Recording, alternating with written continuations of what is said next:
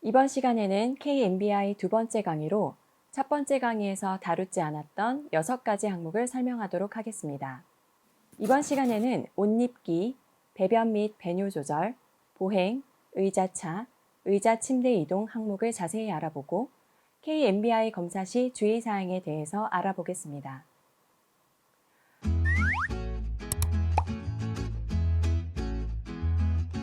여섯 번째 항목 옷 입기 항목에는 옷장에서 옷을 꺼내고 준비하기, 옷을 입고 벗기, 옷을 조이기, 신발, 부속품 조작하기, 보조기나 의지 착탈 등의 세부 활동이 있습니다.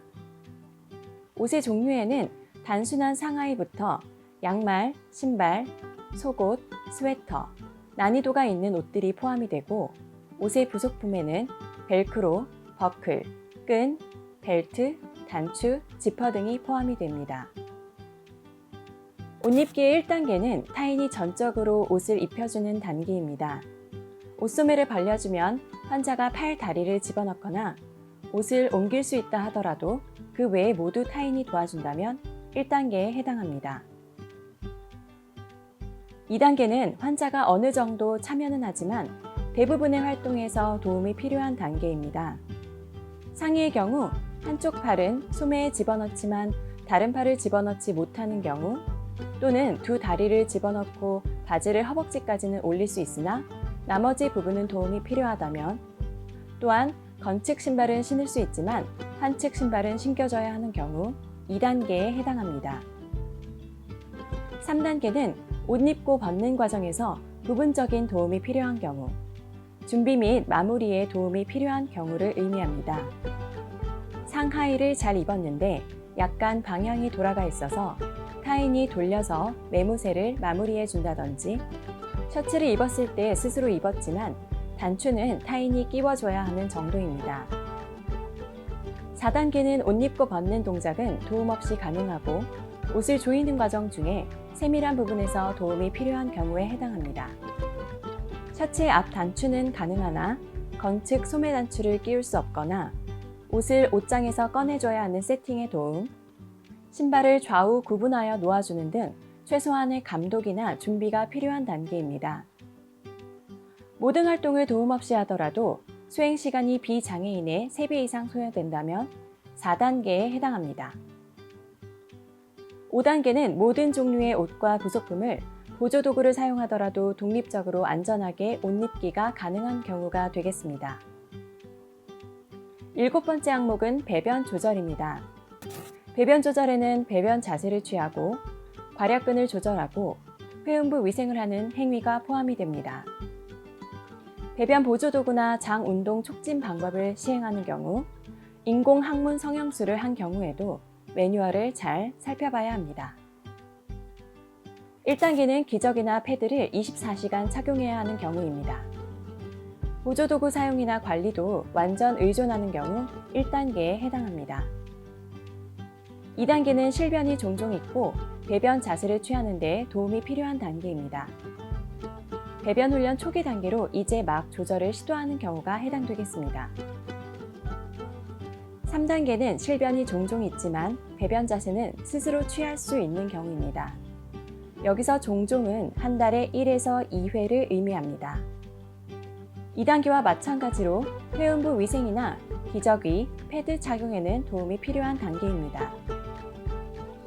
4단계는 가끔 실변이 있으나 대부분은 실변 없이 조절이 가능한 단계로 실변 예방을 위해서 보호자가 재촉하거나 힌트 제공, 시간을 정해 규칙적으로 배변을 하는 상태에 해당합니다.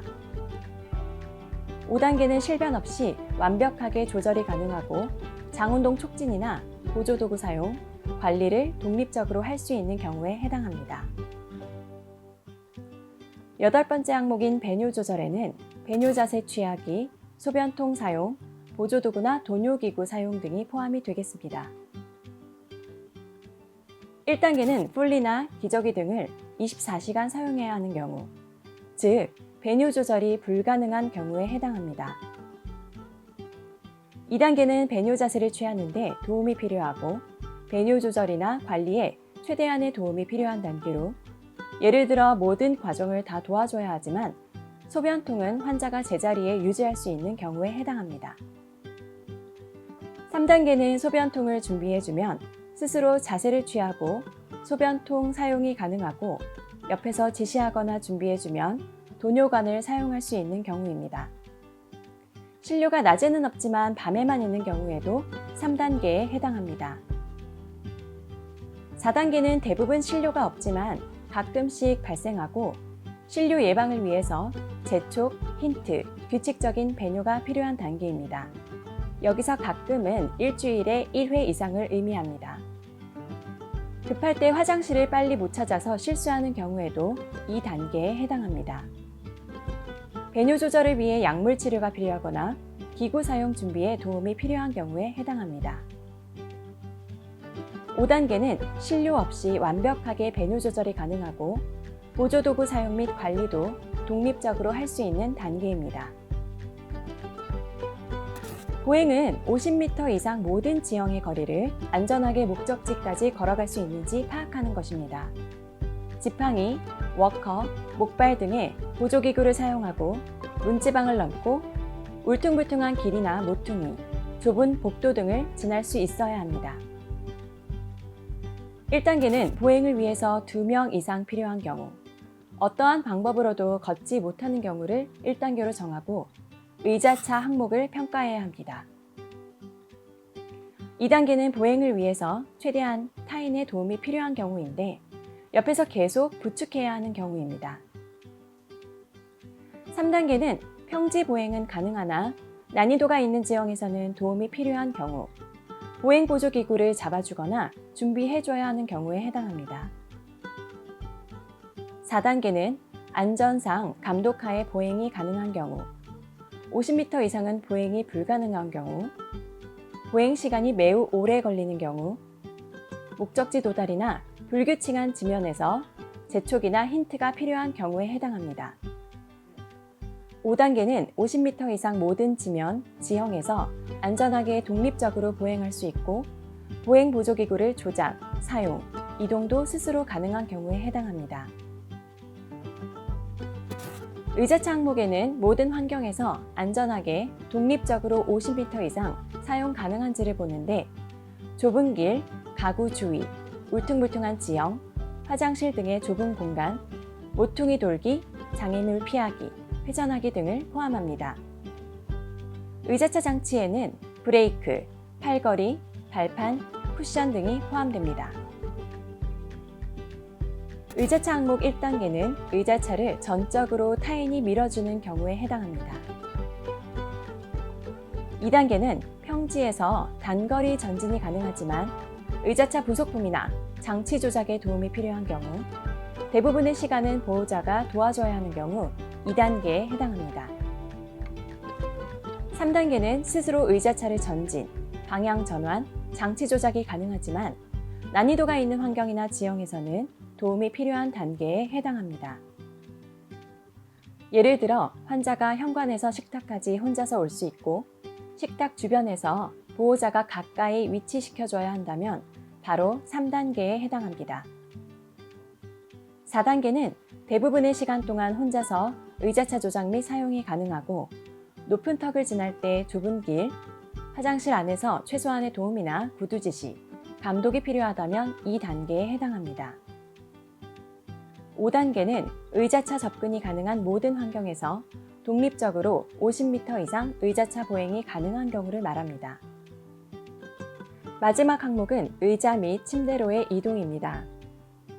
의자차에서 침대로의 이동 또는 침대에서 의자차로의 이동을 말하는데 의자차를 침대에 가까이 접근시켜서 고정한 후 의자차 부속 장치를 조작하고 안전하게 서서 회전해서 앉는 활동이 모두 포함됩니다. 슬라이딩 보드를 사용하는 것도 이동 항목에 포함됩니다. 1단계는 전적으로 도움이 필요한 경우, 즉 환자를 안아서 옮기거나 이동을 위해서 2명 이상의 도움이 필요한 경우에 해당합니다. 2단계는 이동에 환자가 참여하지만 대부분의 과정에서 최대한의 도움이 필요한 경우에 해당합니다.